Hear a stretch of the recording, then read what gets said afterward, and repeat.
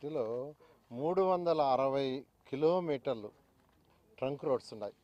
East to west, north to south 360 kilometer trunk roads అంటే అన్ని 180 అడుగులు, 200 అడుగులు అలాంటి పెద్ద పెద్ద రోడ్లు. ఆ ట్రంక్ రోడ్స్ 360 కిలోమీటర్లు. అదేవిధంగా లేఅవుట్స్లో రోడ్స్ తీసుకుంటే దాదాపు 1500 కిలోమీటర్లు వస్తుంది. వీటిని కూడా ఇంటర్నేషనల్ స్టాండర్డ్లో చేయాలని ముఖ్యమంత్రి గారు అన్నీ అండర్ గ్రౌండ్లోనే ఉండాలా, ఈ విధంగా పోల్స్ ఉండకూడదంటే ఎలక్ట్రికల్ లైన్స్ కానీ, టెలిఫోన్ లైన్స్ కానీ, ఎనీ కేబుల్ లైన్స్ కానీ, drinking water lines, used water, storm water lines అన్నీ కూడా అండర్ గ్రౌండ్లో ఉండే విధంగా ఎస్టిమేషన్స్ వేసి దీన్ని డిజైన్ చేసాము. అప్పుడు టెండర్లు పిలిచాము, కొంత వర్క్ అయింది. అయితే గత ప్రభుత్వం వచ్చి వాటిని నిర్మాణం చేసి దీని ఒక ఫారెస్ట్గా చేసేసింది. మా ప్రభుత్వం వచ్చిన తర్వాత సీఎం గారు ఒకసారి రౌండ్ వేసిన తర్వాత చూస్తే ఒక ఫారెస్ట్, ఒక ఐఏఎస్ ఆఫీసర్స్ బిల్డింగ్ పైకి ఎక్కి చూస్తే పక్కన కట్టిన బంగళాలు ఏదైతే ఉన్నాయో మినిస్టర్లకి ఆ ఎగపట్టంలా మొత్తం ముళ్ళకంపల్లో ఉన్నాయి. వెంటనే అక్కడికక్కడికే నాకు ఆదేశం ఇచ్చారు, ఇమ్మీడియట్గా మొత్తం కంప తొలగించండి మొత్తం అని. దాన్ని యాక్చువల్గా 1 మంత్లో తొలగించారు. ఈ విధంగా అమరావతి రాజధానిని గత ప్రభుత్వం నిర్విరామం చేసింది, 3 ముక్కలు ఆటాడింది, అక్కడని ఇక్కడని. ఏదేమైనప్పటికీ ప్రజలు దానికి తగ్గట్టుగానే బుద్ధి చెప్పి 11 సీట్లతో నిమిత్తం చేశారు. వైనాట్ 175 అన్నాడు. ఇలా చేస్తే 175 ఎవరిస్తారు? ప్రజలు అంత అమాయకులు కాదు, అంత అమాయకులు కాదు. అయితే ఈ ప్రభుత్వం రాగానే వెంటనే అమరావతిని కంప్లీట్ చేస్తాం, పోలవరం కంప్లీట్ చేస్తామని మా ముఖ్యమంత్రి గారు ముందు చెప్పడం, అన్నతట్టుగానే ఇమ్మీడియట్గా రాగానే 2014-19లో నేను ఇదే పోర్ట్ఫోలియో చేశాను. ఈసారి కూడా నా మీద నమ్మకంతో ఈ పోర్ట్ఫోలియో ఇచ్చారు. అయితే వెంటనే టేకప్ చేయడానికి అనేక లీగల్ హర్డిల్స్ ఉన్నాయి.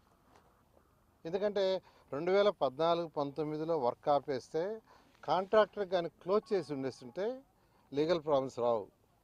వాళ్ళకి క్లోజ్ చేయలే, వాళ్ళకి సెటిల్మెంట్ చేయాల, వాళ్ళు అట్నే ఉండిపోయారు, వాళ్ళకి ఇవ్వాల్సిన డబ్బులు ఇవ్వలేదు, వాళ్ళు బ్యాంకులో ఇచ్చిన యొక్క డిపాజిట్లు కావచ్చు, ఏదో కావచ్చు, అన్నీ అట్నే ఉంచేశారు. అనేక హర్డిల్స్ ఉంటే అవన్నీ కూడా కమిటీలు వేసి, సీఈలతో కమిటీలు వేసి డిస్కస్ చేసి అవన్నీ ఆల్మోస్ట్ క్లోజ్ అయినాయి.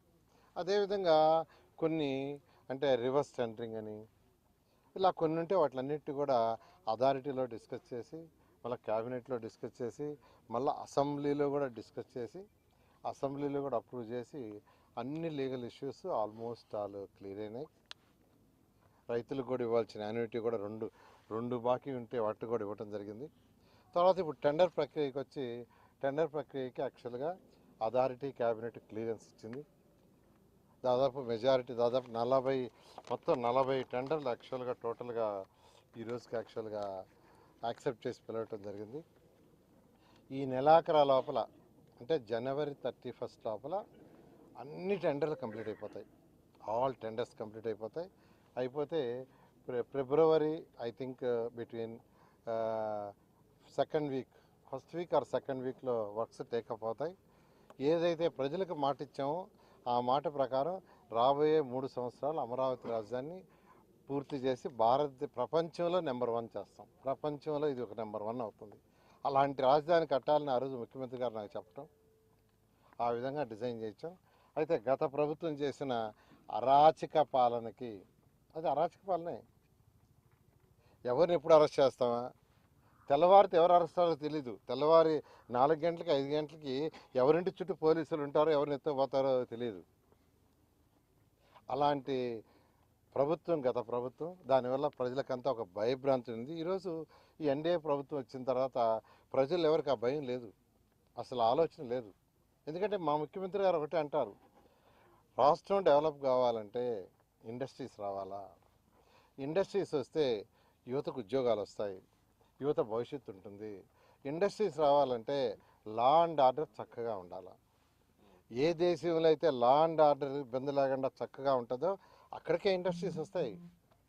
గత ప్రభుత్వంలో ఎందుకు ఇండస్ట్రీస్ రాలేదంటే లా అండ్ ఆర్డర్ సరిగా లేదు. ఎవరిని ఎప్పుడు అరెస్ట్ చేస్తారో తెలీదు, ఏ ఇండస్ట్రీ అతను అరెస్ట్ చేస్తారో తెలీదు, ఏ ఎమ్మెల్యేని అరెస్ట్ చేస్తారో తెలీదు, ఏ ఆఫీసర్ని అరెస్ట్ చేస్తారో తెలీదు. అందువల్ల ఉన్న ఇండస్ట్రీస్ కూడా కొన్ని పోయినాయి. అయితే ఈరోజు దాదాపు ఈ వచ్చిన 7 నెలల్లో దాదాపు 4 లక్షల కోట్లకి యాక్చువల్గా ఈరోజు మనకి ఇండస్ట్రీస్కి ఇక్కడ యాక్సెప్ట్ అయినాయి. ముఖ్యమంత్రి గారు వారి యొక్క కుమారుడు యాక్చువల్గా ఈరోజు లోకేష్ గారు యువ నాయకుడు యాక్చువల్గా ఐటీ అండ్ ఎడ్యుకేషన్ మినిస్టర్ కూడా దావోస్ పోవటం, అక్కడ అనేక మందితో సంప్రదించి డిస్కస్ చేశారు. త్వరలో వాళ్ళ దగ్గర నుంచి వాళ్ళ ద్వారా కూడా అనేక ఇండస్ట్రీస్ రాబోతున్నాయి. ఈ విధంగా ఈ యొక్క రాష్ట్ర ఆర్థిక పరిస్థితి తీసుకుంటే మొత్తం నాశనం అయిపోయింది. అసలు